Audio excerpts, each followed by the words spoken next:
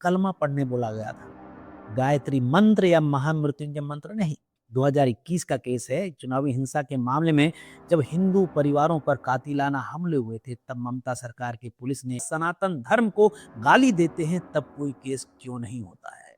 मुसलमान है या नहीं, कहीं कोई झूठ तो नहीं बोल रहा? संविधान के आर्टिकल 19(1)(a) के तहत हर नागरिक का हक है, लेकिन आर्टिकल 19(2) के तहत रीजनेबल रेस्ट्रिक्शंस लगाए जा सकते हैं। सोशल मीडिया पोस्ट इतनी बड़ी राष्ट्रीय सुरक्षा का खतरा बन गई थी कि उसे गिरफ्तार करना जरूरी हो गया।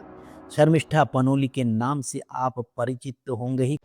नमस्कार, मैं हूं संजय प्रभाकर। हम सबको जुबान संभाल कर रखनी होगी, कलम सोच समझ कर चलानी पड़ेगी। मोबाइल फोन की कीबोर्ड हो या कंप्यूटर की कीबोर्ड, पूरे होशो हवास में रहकर लिखना होगा। अगर आप और हम पब्लिक प्लेटफॉर्म पर हैं, सोशल मीडिया में हैं, तो कानूनी दायरों की समझ होना बहुत जरूरी है। क्योंकि देखिए, अगर हम कोई अनजाने में भी गलती कर दें और किसी गलती के लिए हम सार्वजनिक तौर पर पब्लिक प्लेटफॉर्म पर माफी भी मांग लें, तो बचना मुश्किल है, बच नहीं सकते। खास तौर पर ऐसे शासन प्रशासन के कानूनी पंजों से, जब किसी राज्य की सरकार पर लगातार कई सालों से किसी खास धर्म और संप्रदाय को खास तौर पर फेवर करने के आरोप लगते रहे हों। मैं जनरल वे में बोल रहा हूं, किसी एक राज्य को लेकर ये बातें नहीं कर रहा हूं, लेकिन आज जिस खबर की एनालिसिस कर रहा हूं, उस पूरे मामले में पश्चिम बंगाल की ममता बनर्जी की सरकार जो है, उसकी तारीफ तो है, लेकिन वहीं दूसरी तरफ वहां की सरकार सवालों के कटघरे में भी देखी जा सकती है। आपत्तिजनक पोस्ट करने वाला गिरफ्तार तो हो जाता है, पर उस आपत्तिजनक पोस्ट को शेयर करने वाले का क्या? क्या वो अपराधी नहीं है? क्या वो आरोपी नहीं है? क्या वो गुनहगार नहीं है? ठहरिए, आगे मत बढ़िए, रुक जाइए। आगे जो है, हम सब के लिए बहुत जरूरी बातें हैं इस पूरे वीडियो में। पूरे वीडियो को बहुत ध्यान से देखिए, यकीनन आपको काम का लगेगा ये वीडियो। देखिए, आज अगर कोई हालिया हालातों पर बोल दे तो जेल, और अगर चुप रहे तो कायर। ये भी सवाल आपके मन में, हम सब के मन में, दिलों में उठ रहा है, उठ रहा होगा। लेकिन सवाल ये है कि बोलना कब गुनाह बन जाता है? बोलना कब गुनाह बन जाता है? क्या एक लॉ स्टूडेंट शर्मिष्ठा पनोली की सोशल मीडिया पोस्ट इतनी बड़ी राष्ट्रीय सुरक्षा का खतरा बन गई थी कि उसे गिरफ्तार करना जरूरी हो गया? बहुत बड़ा सवाल है। देखिए, मामला भी गंभीर है। और क्या ये वही बंगाल है, बंगाल की पुलिस है, बंगाल की सरकार है, जिस पर आरोप लगते हैं कि जहां नेताओं की जहरीली जुबान को अभिव्यक्ति की आजादी का जामा पहनाया जाता है? ये आरोप लगते रहे हैं कई सालों से। चलिए, इस पूरे मामले को समझते हैं अच्छे से। शर्मिष्ठा पनोली केस से लेकर ममता बनर्जी की राजनीति, और इसी सरकार पर हाल ही में, हफ्ते भर पहले भी नहीं, हफ्ता भी नहीं हुआ है, एक मामले में सुप्रीम कोर्ट ने जबरदस्त तमाचा जड़ा है। सुप्रीम कोर्ट की कड़वी टिप्पणी पर नजर डालेंगे।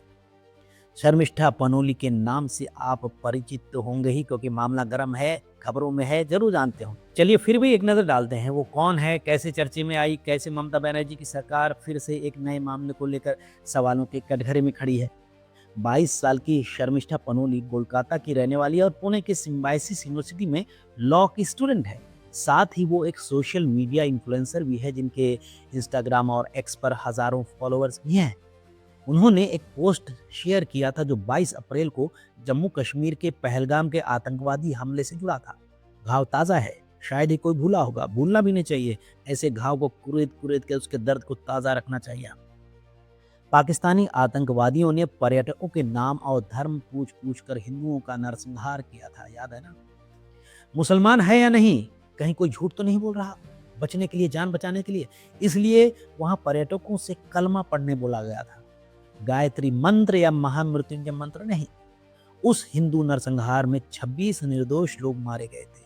इसके बाद भारत की सेना ने कार्रवाई करते हुए कलमा की जगह ऑपरेशन सिंदूर कंठस्थ करा दिया दुश्मनों को, जो शायद कई पीढ़ियों तक उन्हें याद रहेगा और वो कभी भूलेंगे नहीं।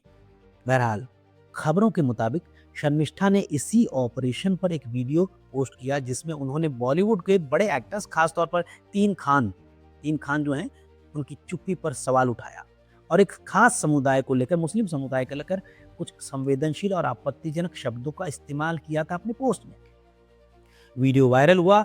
एआईएमआईएम के नेता वारिस पठान ने रिएक्शन दिया, उनके अलावा कई लोगों ने, और धार्मिक भावना भड़काने के आरोप लगे। सोशल मीडिया पर हंगामा हुआ और गिरफ्तारी की मांग उठी, जिसे देखते हुए शर्मिष्ठा ने वीडियो डिलीट कर दिया और माफी मांगी और कहा कि वो किसी की भावना आहत नहीं करना चाहती थी। सार्वजनिक तौर पर उन्होंने लिखा, मैं बिना शर्त माफी मांगती हूँ, आगे से अपने सार्वजनिक पोस्ट में पूरी तरीके से सावधानी बरतूंगी, सतर्कता बरतूंगी, ऐसा उन्होंने कहा। लेकिन माफी से बात नहीं बनी। केस दर्ज हुआ और 30 मई को कोलकाता पुलिस ने उन्हें गुरुग्राम से गिरफ्तार कर लिया। गिरफ्तारी का आधार क्या था? गिरफ्तारी का आधार था धार्मिक वैमनस्य फैलाना, धार्मिक भावना को ठेस पहुंचाना। आईटी एक्ट की धाराएं भी लगी। लेकिन सवाल ये उठता है कि क्या माफी मांग लेने के बाद भी गिरफ्तारी जरूरी थी? देखिए, यहाँ बात आती है freedom of expression, freedom of speech के अधिकारों की। फ्रीडम है, आजादी है, तो बोलने में लिखने में क्या हर्ज है, ये सब हम सोचते हैं। लेकिन फ्रीडम ऑफ एक्सप्रेशन की कानूनी सीमाएं भी हैं। देखिए, भारत में फ्रीडम ऑफ स्पीच संविधान के आर्टिकल 19(1)(a) के तहत हर नागरिक का हक है, लेकिन आर्टिकल 19(2) के तहत रीजनेबल रेस्ट्रिक्शंस लगाए जा सकते हैं, कार्रवाई की जा सकती है ऐसे केसों में। मसलन सार्वजनिक व्यवस्था बनाए रखने के लिए, सुरक्षा जो है राष्ट्रीय सुरक्षा के लिए, धार्मिक भावनाओं को ठेस पहुंचाने वाली बातें उससे बचाने के लिए, अश्लीलता या मानहानि से रोकने के लिए। यानी हम सबको, आपको बोलने की आज़ादी तो है, लेकिन उसकी एक मर्यादा है, एक लिमिट है, एक सीमा है। हेट स्पीच हो, कम्युनल वायलेंस को बढ़ावा देने वाली बातों पर कार्रवाई हो सकती है। सूरत हाल ममता बनर्जी सरकार ने काबिल तारीफ काम किया, काबिल तारीफ काम, तुरंत एक्शन लिया। हालांकि शर्मिष्ठा के खिलाफ ममता बनर्जी की पुलिस के एक्शन को लेकर आवाजें बुलंद हो रही हैं पूरे देश भर में और अलग देशों में भी। कई राजनीतिक हस्तियां मैदान में कूद पड़ी हैं। बीजेपी सांसद कंगना रनौत ने शर्मिष्ठा के बचाव में क्या कहा? उन्होंने कहा कि शब्द गलत हो सकते हैं, लेकिन आजकल के युवा जो हैं ऐसे शब्द अक्सर बोलते हैं। माफी मांगना काफी है, अब शर्मिष्ठा को धमकाना या परेशान करना बंद होना चाहिए। रूपाली गांगुली ने क्या कहा? गलती से गलती की, माफी मांग ली है, चेतावनी काफी होती है, लेकिन उन लोगों का क्या जो इस लड़की को जान से मारने की धमकी दे रहे हैं? बहुत बड़ा सवाल है और इसके डॉक्यूमेंट्री एविडेंस है, वो सवाल सही कर रही है। जनसेना पार्टी के चीफ पवन कल्याण ममता बनर्जी के खिलाफ नाराज नजर आ रहे हैं। बिल्कुल, उन्होंने कहा, जब टीएमसी नेता सनातन धर्म को गाली देते हैं तब कोई केस क्यों नहीं होता है? क्या धर्मनिरपेक्षता अब तलवार बन गई है सिर्फ हिंदुओं के लिए, हिंदुओं के खिलाफ? लेकिन सवाल यह है, क्या शर्मिष्ठा का केस उतना गंभीर था कि उसे गिरफ्तारी का आधार बनाया जाए? और जब वही कानून दूसरे समुदाय या राजनीतिक पार्टी के नेताओं पर लागू नहीं होता, तो क्या ये कानून सेलेक्टिव एप्लीकेशन नहीं है? बहुत गंभीर सवाल है ममता बनर्जी सरकार के सामने। अगर किसी की पोस्ट कानूनी नजरिए से आपत्तिजनक है, समाज और देश की एकता अखंडता पर असर कर सकती है, इसकी जानकारी हो चुकी है उस इंसान को या इंसानों को, तो ऐसे संगीन पोस्ट को, ऐसे गंभीर पोस्ट को रीट्वीट करने वाला, अलग अलग लोगों को भेजने वाला, अलग अलग प्लेटफॉर्म्स पर शेयर करने वाला, क्या उतना ही या उससे बड़ा गुनाहगार नहीं है? सोचिए, क्योंकि मुझे तो लगता है कि वे भी उतने ही या उससे ज्यादा बड़ा गुनाह कर रहे हैं। क्या इसे लेकर कानून है? कानून में इसको लेकर कोई प्रबंध है? बिल्कुल है, कानून तो है, लेकिन क्या ममता दीदी उनके खिलाफ भी कार्रवाई करके, उनकी गिरफ्तारी करके एक मिसाल पेश करेंगी या नहीं? बहुत बड़ा सवाल है। मुस्लिम तुष्टीकरण के आरोप लगाने वालों के मुंह पर ताला लगा पाएंगी ममता बनर्जी? सोचिएगा, ये सवाल लोग उठा रहे हैं। पश्चिम बंगाल की ममता बनर्जी सरकार पर बीते कई सालों से मुस्लिम तुष्टीकरण के आरोप लग रहे हैं। आप सुनते होंगे, खबरों की दुनिया में पढ़ते होंगे, देखते होंगे, तस्वीरें आई होंगी बहुत सारी। तो क्या ममता बनर्जी सरकार वाकई पक्षपात कर रही है?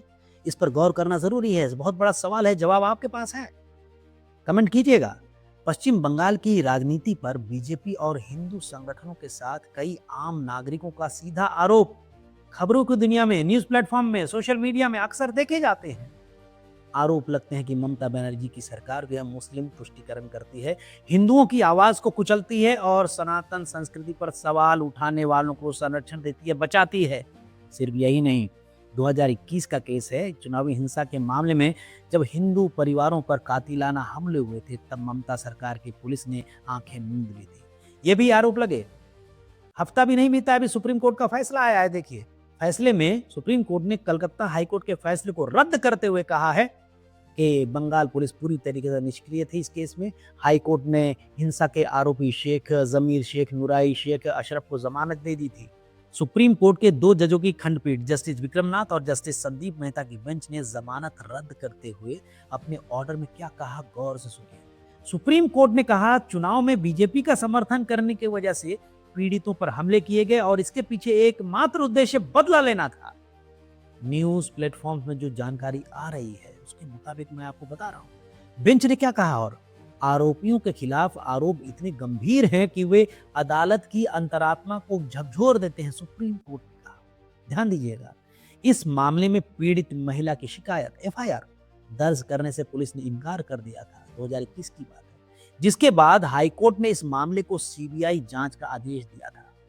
ये वही पश्चिम बंगाल की पुलिस है, ये वही पश्चिम बंगाल की पुलिस है जिसने शर्मिष्ठा पनोली को धार्मिक भावनाएं भड़काने और समाज में सुरक्षा को खतरा मानकर गिरफ्तारी की तुरंत।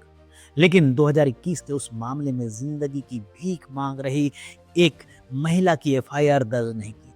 इस पूरे मामले की पूरी खबर आपको पढ़नी हो, जानकारी लेनी हो सुप्रीम कोर्ट के ऑर्डर को लेकर, जो अभी 2-3 दिन पहले ही आया है, तो गूगल में जाकर चेक कीजिए। 2021 का केस है। सुप्रीम कोर्ट का फैसला ममता सरकार के लिए कानूनी तमाचा कहा जाना चाहिए या नहीं, कमेंट जरूर कीजिएगा। ममता बनर्जी सरकार पर दोहरे मापदंड अपनाने के गंभीर आरोप खबरों में आते ही रहे। मसलन जब ममता बनर्जी की सरकार के विधायक खुलकर कहें कि हिंदू धर्म जो है वो सबसे गंदा धर्म है, तो कोई एफआईआर नहीं। जब फिल्मों में सनातन धर्म का मजाक उड़ाया जाता है, तब कोई गिरफ्तारी नहीं। लेकिन जब एक लॉ स्टूडेंट की पोस्ट पर ममता बनर्जी की सरकार इतनी चुस्ती और फुर्ती दिखाती है, काबिले तारीफ। क्या इसे ही सिलेक्टिव सेक्युलरिज्म कहते हैं? सोचिएगा, सवाल है। शर्मिष्ठा पनोली केस ने एक बार फिर दिखा दिया है कि भारत में फ्री स्पीच अब खतरे में है। सीमा में तो रहना होगा, खासकर अगर आप मेन स्ट्रीम नैरेटिव के खिलाफ बोलते हैं, तब तो खतरे में है। एक तरफ सोशल मीडिया पर बैठे कट्टरपंथी लोग खुलेआम गालियां, धमकियां और कम्युनल हेट्रेड फैलाते हैं और उनमें ज्यादातर लोगों के खिलाफ कोई कार्रवाई नहीं होती है, ज्यादातर लोगों के खिलाफ। और दूसरी तरफ एक लड़की जिसे शायद शब्दों की सीमा का अंदाजा नहीं था, उसे तुरंत गिरफ्तार कर लिया जाता। हालांकि उसने पोस्ट डिलीट कर दी थी, माफी भी मांगी थी सार्वजनिक तौर पर, लेकिन गिरफ्तारी हुई। मैं इस गिरफ्तारी की लीगलिटी को क्वेश्चन नहीं कर रहा, मैं इस गिरफ्तारी को सही या गलत नहीं बता रहा, ना सवाल कर रहा। कानून की नजर में जो गलत है गलत है, पर सवाल यह उठता है कि शर्मिष्ठा की गिरफ्तारी लोकतंत्र पर धब्बा है या नहीं है। शर्मिष्ठा ने गलती की थी, उन्होंने माना भी, माफी भी मांगी, तो क्या यह पर्याप्त नहीं था, सवाल है। या फिर बंगाल पुलिस ने पॉलिटिकल अपीजमेंट के दबाव में एक लॉ स्टूडेंट को टारगेट कर लिया? क्योंकि बात अब सिर्फ एक वीडियो की नहीं है, ये सवाल आज के भारत में अभिव्यक्ति की आजादी की हालत पर भी है। आप क्या सोचते हैं? शर्मिष्ठा की गिरफ्तारी को लेकर जरूर लिखिएगा। यह गिरफ्तारी जायज है या एक पॉलिटिकल वेंडेटा? क्या ममता बनर्जी पर मुस्लिम तुष्टीकरण के आरोप आपको सही लगते हैं? सोचिएगा। क्या ममता दीदी की सरकार जो है सभी धर्मों के नागरिकों को एक आंख से देखती है, बराबर देखती है? किसी एक धर्म या संप्रदाय के लोगों के खिलाफ आपराधिक मामलों में नरमी बरतती हैं क्या? ये भी सोचिएगा। अपनी राय कमेंट बॉक्स में जरूर लिखिएगा। नमस्कार।